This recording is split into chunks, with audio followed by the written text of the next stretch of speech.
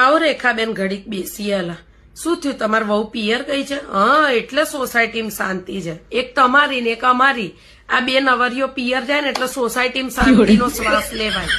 ત્યાર સુખડી બુખડી ખાજો, હમણાં એ છે નહીં તો નહીં તો આ લુચ્ચીઓને દેખતા આપણે ખાઈએ ને પછી આપણને કંઈક થાય ને તો તરત ચઢી બેહેલી. તો હમણાં વચ્ચે એકવાર મને સુખડી ખાતા ભાળી ગઈ ને તે જ દાળમાં ડાયાબિટીસ વધી ગયું. તેમાં કેટલું ઉપાસણ કર્યું કે છુપાઈ સુખડા ખાય છે. અલા, કળયુગમાં જીવવું ને એના કરતા તો મોત હારું બેન.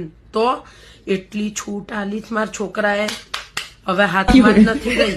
તો તમને લાગે બેન રોજ મરીએ ને ત્યારે જીવાય છે, ત્યારે શું કઈ બોલાય નહીં ને હમણાં તાર બોલાય જ નહીં.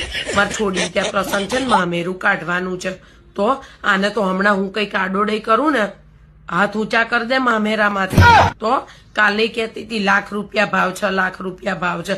મેં તો સાંભળ્યું જ નહીં. તો અને મને તો એવું થાય છે કે હમણાં આ બધા મોડર્ન લગ્નમાં છોકરાઓ મુઆ એક ફેરો વધારે ફરતા હશે કે બૈરી ના આયા પછી હું મારા મા બાપને ત્યજી દઈશ. હામું જ નથી જોતો.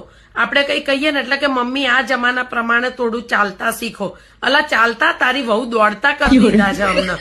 ઘૂંટણના દુખાવા છે તોય પણ કઈ ના બોલાય બાપ. મને તો ઘણી વાર છે ને આમની બહુ યાદ આવે.